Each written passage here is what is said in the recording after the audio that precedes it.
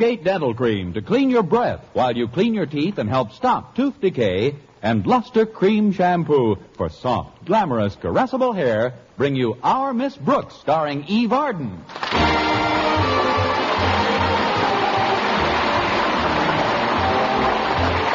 time once again for another comedy episode of Our Miss Brooks under the direction of Al Lewis.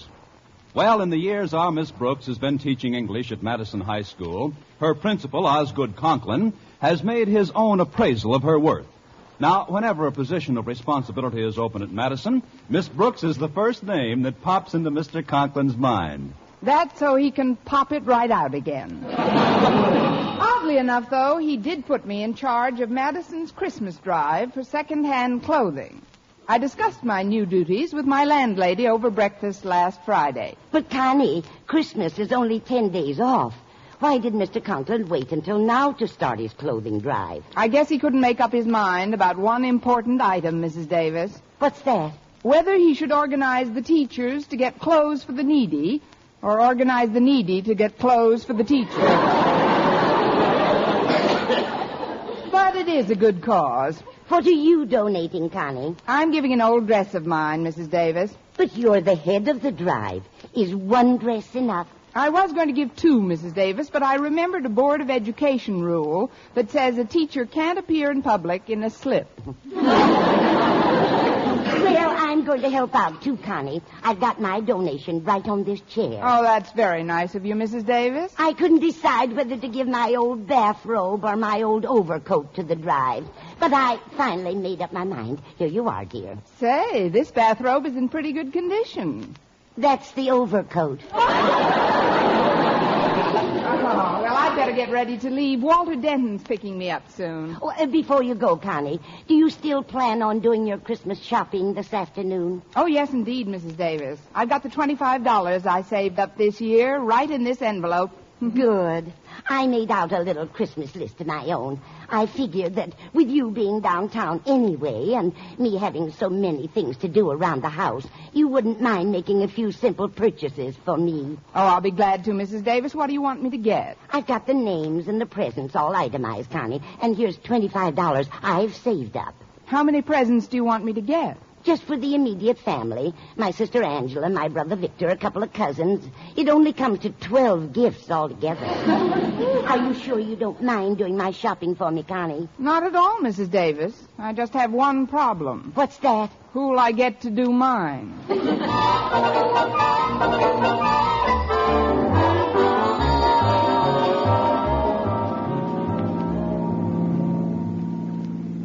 It was very nice of you to secure these old clothes from your friends and neighbors, Walter. You must have put in quite a lot of effort into this drive. For sweet Charity and you, I'd bust a gut. Walter, please. The word is burst. Sorry. But how do you like my contribution, Miss Brooks? It's lovely, Walter. Some old lady'll be delighted with this lace shawl. That's my old sweatshirt. I guess some moths took a taste of it. Some moths left a taste of it. Thanks for the contribution. Well, that's not all I'm doing for your drive, Miss Brooks. Wait till you see the headline in the school paper today. The Monitor? What does it say? It says, Miss Brooks needs clothes desperately. Does that sound urgent enough, Miss Brooks? Urgent? Sounds like I was caught backstage at a burlesque show. But I appreciate your interest in this drive, Walter, and if there's ever anything I can do to reciprocate... There he is, Miss Brooks. You see, I haven't bought Harriet Conklin her Christmas present yet, and I thought maybe you could make a suggestion. Well, what kind of a present do you have in mind? Well, I want something that appears luxurious without being excessively opulent. Something steeped in gentility rather than touched by flamboyance. In a word, it should be a gift that conveys to its recipient all the ardor and sincerity of its meticulous donor. How much do you want to spend? $1.25.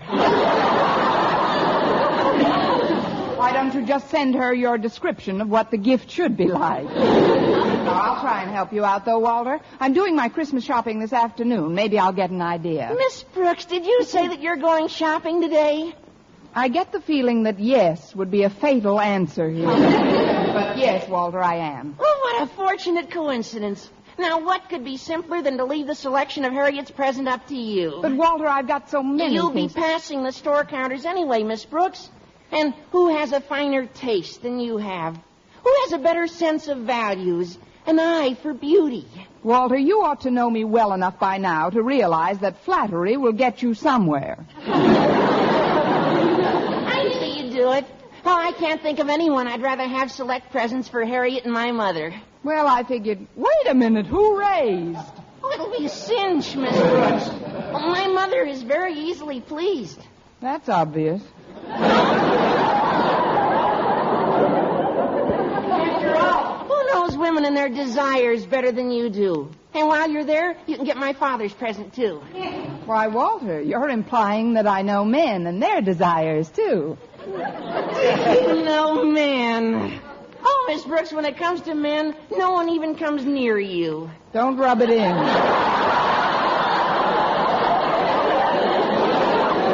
Here, Miss Brooks, take this $5 bill and put it in your bag. All right, Walter. Oh, dear, I forgot my bag. I'll just put it in this envelope with the other money. I'm sure grateful for this favor, Miss Brooks. I know you wouldn't do this for just anybody. You're right, Walter. This year, I'm doing it for just everybody.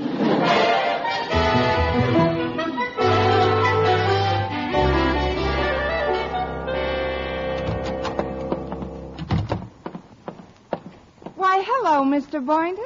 What brings you to first-year English? Miss Brooks, I've got something for you. Well, it took you long enough to find it out.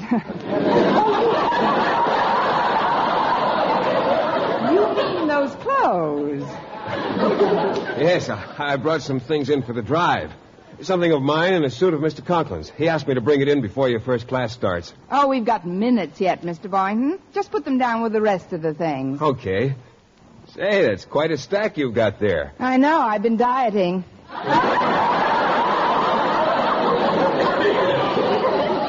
was talking about the pile of clothes.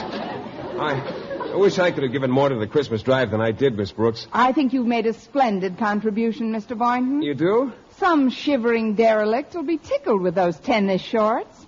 Those are slacks, Miss Brooks. It's just the way they're folded.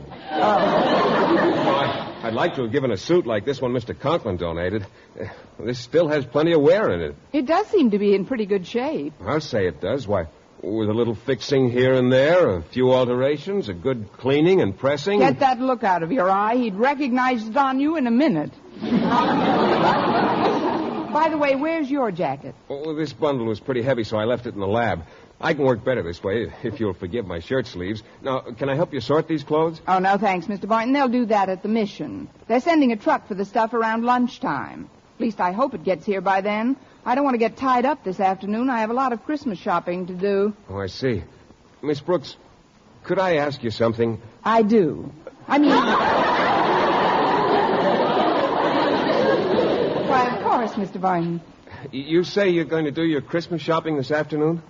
What in the world gave you that idea? You just said so. Me and my big mouth. Well, I am going to shop, Mr. Boynton, but Well, I what don't... a fortunate coincidence. I've got to clean up my lab today, and, well, if you're going to be downtown anyway, what would be simpler than to leave the selection of my parents' gifts to you? Mr. Boynton, I simply won't have time. Well, but I'm Miss sorry. Brooks, you'll be passing the store counters anyway, and who has finer taste than you have? Who has a better sense of values or an eye for beauty? Well, who indeed? Now, I can't think of anyone who would know better what my parents and my Aunt Mattie and Uncle Fred would like. Aunt Mattie and Uncle Fred. They're Cousin Liza's parents. Oh, she's on the list, too, right after Mike and Danny, my twin nephews. Well, what about your Boy Scout troop? Don't you want me to get presents for them? Will you have time? Sure, I stay open late during the holiday. Look, Mr. Boynton, I'll get as much of your shopping done as I possibly can. Oh, fine. Here's the list, Miss Brooks, and here's $20. Oh, I'll just slip it into this envelope with Mrs. Davis's and Walter's and my money. Walter and Mrs. Davis have money in there, too? Yes, they've also subscribed to the Brooks shopping service. Now, I've got to get over to the home economics room. The kids in there were supposed to collect some stuff for the drive, too. Well, I'll give you a hand, Miss Brooks. I'll take it. Oh.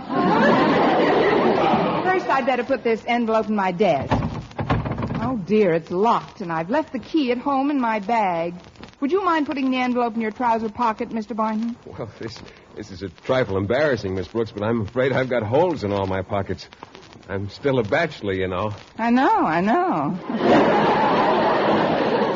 I mean, that's easily remedied, Mr. Boynton. Well, of course it is.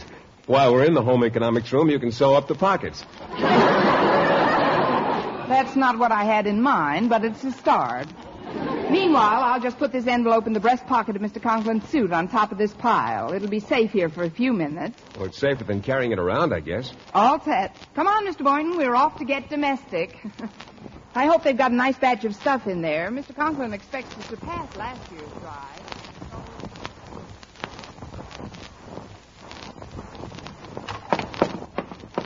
Well, here are the bundles, Harriet. Oh, but there's no sign of Miss Brooks.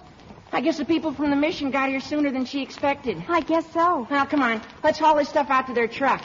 But, Walter, don't you think we should consult Miss Brooks before we take it? Why bother her about it? She knows where it's going. Besides, we're saving her the trouble of carrying this stuff out herself. Well, if you think so, Walter. Believe me, when Miss Brooks finds out what we've done for her, she'll thank us till she's blue in the face.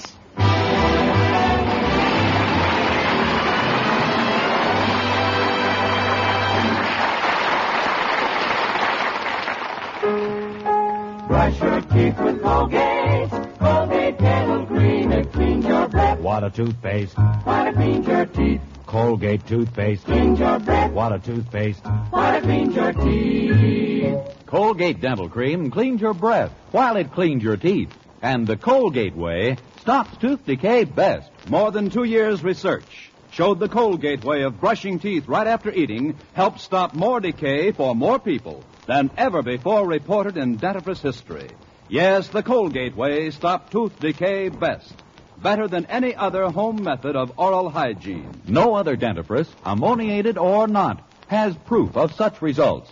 And you should know that Colgate's, while not mentioned by name, was the one and only toothpaste used in the research on tooth decay recently reported in Reader's Digest. So always follow the Colgate way to clean your breath while you clean your teeth and stop tooth decay best. Brush your teeth with Colgate.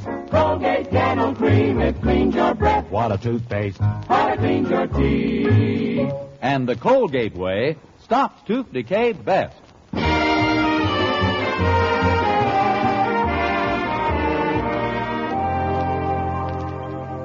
Well, when I got back to my room and discovered the absence of Mr. Conklin's suit containing $75 belonging to Walter, Mrs. Davis, Mr. Boynton, and me, I was fit, as the old expression goes, to be tied. The suit itself wasn't worth anywhere near $75. In fact, no suit of Mr. Conklin's is worth that much money, even with him in it. But my problem now was getting it back. And in my first free period, I headed for the biology lab to consult Mr. Boynton. Good morning, Miss Brooks. Oh, it's you, Mr. Conklin. You startled me. Really? But I addressed you in quite a well-modulated tone. I guess that's what startled me. That is, I didn't see you sidle out of your office. I don't sidle, Miss Brooks. There's absolutely no necessity for me to pussyfoot through the halls of Madison. Oh, I know it's not a necessity, Mr. Conklin. It's sort of a luxury. I'm a little upset this morning, sir, about the clothing drive. But I understand you've done a splendid job. In fact, I stepped out here to congratulate you on vindicating my confidence in you. Well, that's very nice, Mr. Conklin, but It didn't take me long to select the right person to head the Christmas drive, Miss Brooks. The moment the idea of old clothes hit me, I thought of you. I was a natural, all right. Of course, I gave other members of the faculty my careful consideration, too. But it wasn't long before I said to myself, Osgood, Miss Brooks is your man. Isn't it funny? That's how Mr. Boynton feels about me, too. Look, Mr. Conklin, there's something I've got to do Of course, I wouldn't keep you from your work for the world.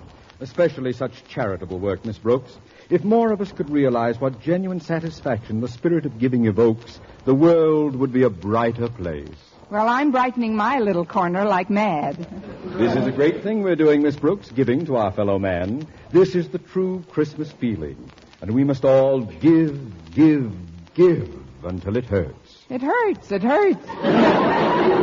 Mr. Conklin, if you'll excuse me, I wouldn't think of detaining you another minute. Oh, before you go, how did you like my contribution to the drive? Wonderful, Mr. Conklin. It's a very nice suit. I'll say it was nice. And it still had several years' wear in it. I just bought it in 46. 1946?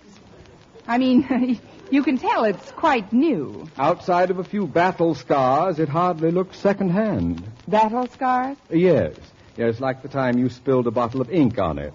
Not all of the ink could be removed. Oh, but that wasn't even noticeable, Mr. Conklin. No, it wasn't. After I had the suit dyed from brown to blue. However, that suit always held something for me.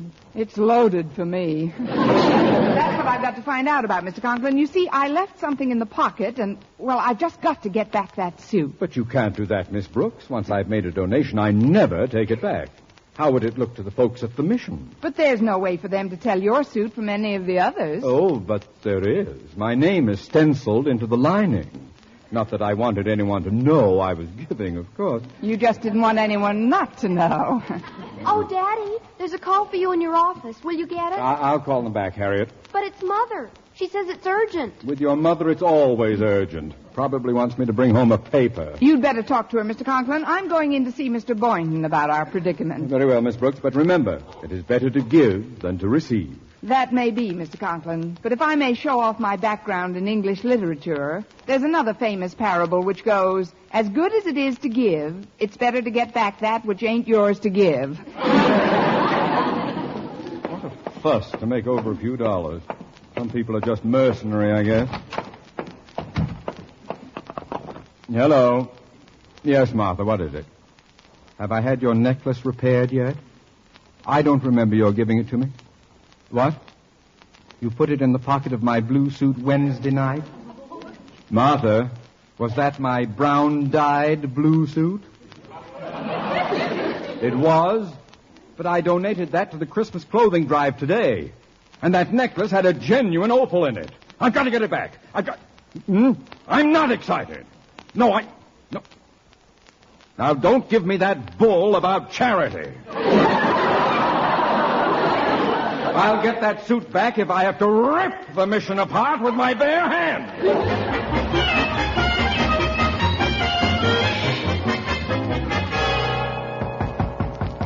Come in.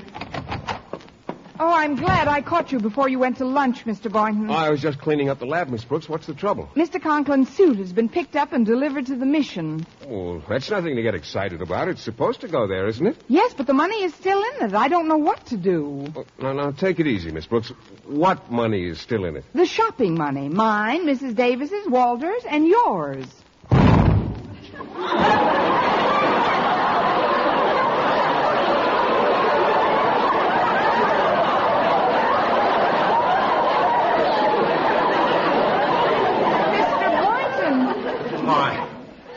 I must have tripped over the stool.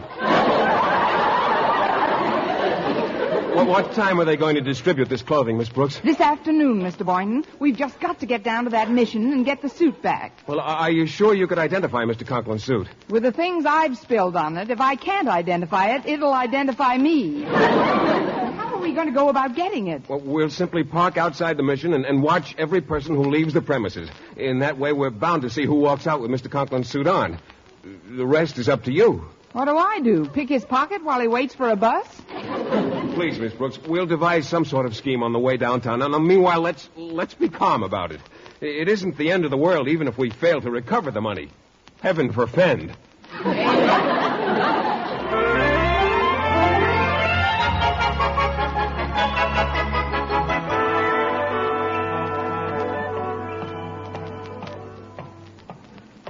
You've looked through this mission window for 10 minutes now, Miss Brooks. Have you seen Mr. Conklin's suit yet? No, but I spotted the dress I donated, and I've been following its progress. What's happened to it? It's been rejected 3 times. Say, isn't that Mr. Conklin's suit heading for the door? Alone? Oh, you mean on that little man? Yes, I think it is. You better get on the other side of the door. Oh, don't worry, Miss Brooks. I'll do my part to help get it back. Now, good luck. Oh, pardon me, my good man. Yes? May I speak with you for just a moment? Yes? It's about that suit you've got on. Are you quite satisfied with it? Yeah? Yeah? Yeah, but look at the way it fits. If I were you, I'd take it back at once. What do you want me to do, go around in my underwear? Yeah. I mean, of course. Maybe you could get a better one. Now, there's no reason why you shouldn't do every bit as well as this man coming toward us now. I'm sure he got his suit in the mission. Pardon me, Bud, but did you get that suit at the counter inside? Yeah?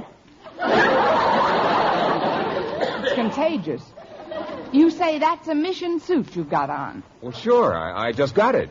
Boy, were you gypped.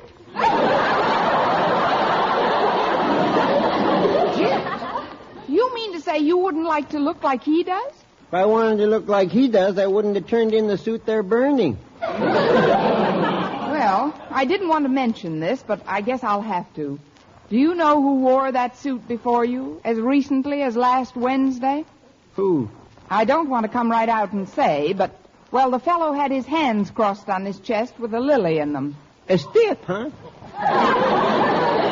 Let's just say he wasn't very active. Now, don't you think you ought to trade that suit in for another one? After all, its last owner might not like the idea of your wearing it. He might come back after it. Baloney. I don't believe in that kind of stuff.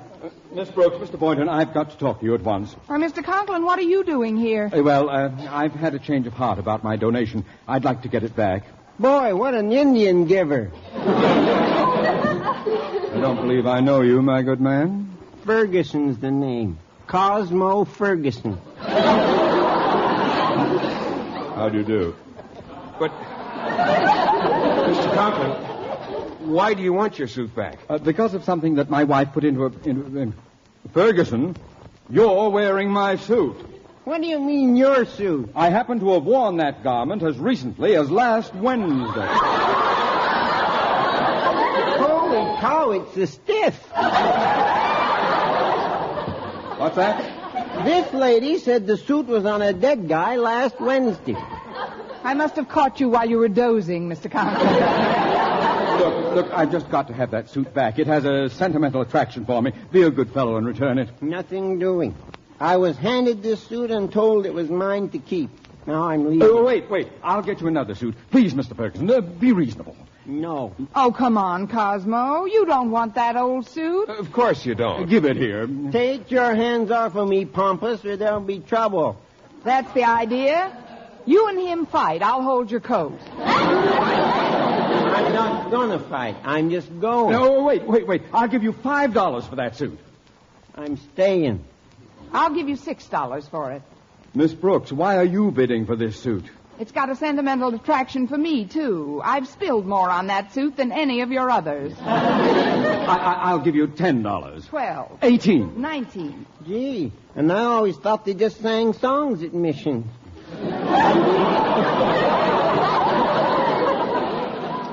I'll bid $20. 25. 30. Mr. Conklin, did you bid $30 for this old suit? Yes, I guess I did. Let's make that 27. 22. 17. 11. Wait a minute now. I accept the lady's previous offer of 25. But how do you know she has the money to pay for it? Have you? I will have as soon as I get that coat. Just a minute. I'll give you $25 and the suit I've got on for that one. It's a deal. Let's go inside and change.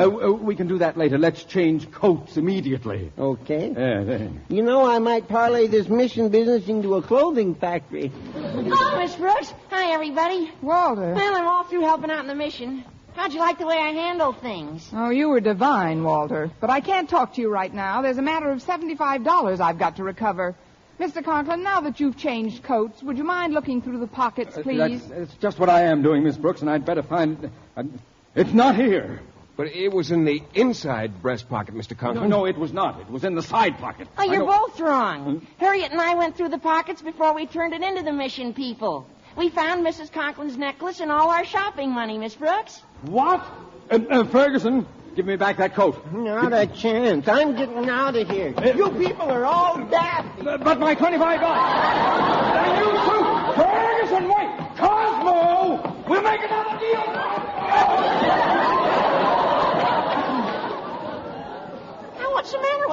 Marblehead. Mr. Conklin, why's he running after that bum? You tell him, Miss Brooks. All I can say is it's definitely better to give than to get, especially where Cosmo's going to get it.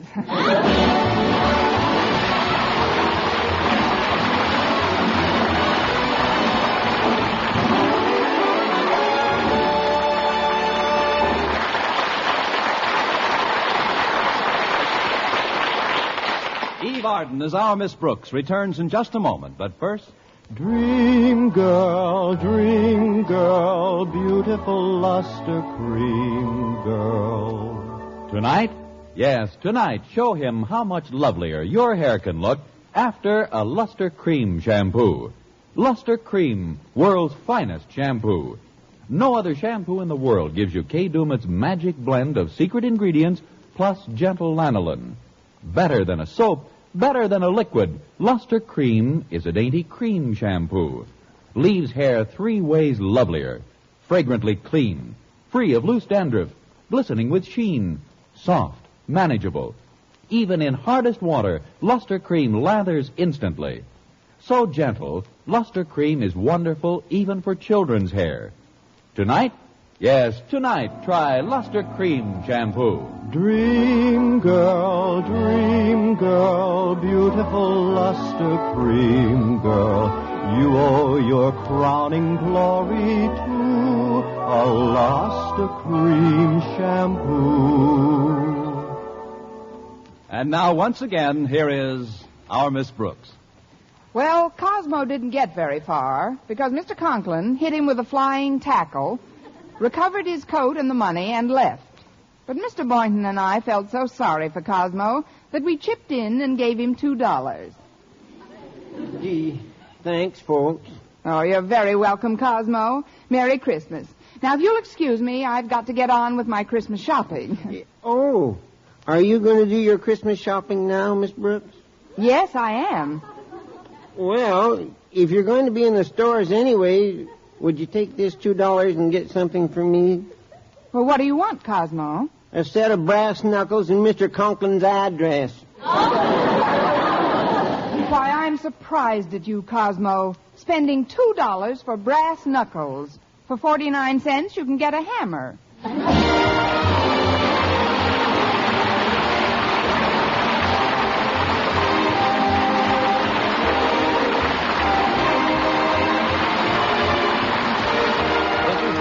Reminding you to tune in next week to another Our Miss Brooks show, brought to you by Luster Cream Shampoo for soft, glamorous, caressable hair, and Colgate Dental Cream to clean your breath while you clean your teeth and help stop tooth decay. Our Miss Brooks, starring Eve Arden, is produced by Larry Burns, written by Al Lewis, with the music of Wilbur Hatch. Mr. Boynton is played by Jeff Chandler, Mr. Conklin by Gail Gordon. Others in tonight's cast were Jane Morgan, Dick Crenna, Gloria McMillan, and Polly Bayer.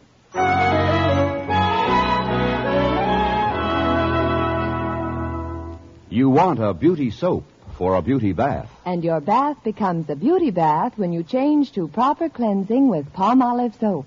For bathing with this beauty soap brings you the full beautifying effects of Palmolive's mild and gentle lather, proved by doctors to bring most women lovelier complexions in just 14 days. Bath-size Palmolive is designed to give you everything you need for all-over beauty care. Fragrance for daintiness, mildness for loveliness, purity for gentleness, big bath size for thriftiness. So get big bath size Palmolive. So mild, so pure, so right for all of you. If you like mysteries that are as full of chuckles as chills, be sure to hear Mr. and Mrs. North every Tuesday over this same network. Don't miss the exciting and laughable adventures of these amateur detectives. Hear Mr. and Mrs. North every Tuesday night. And be with us again next week at this same time for another comedy episode of Our Miss Brooks. Bob Lamont speaking. Stay tuned now for Jack Benny. This is CBS Columbia Broadcasting System.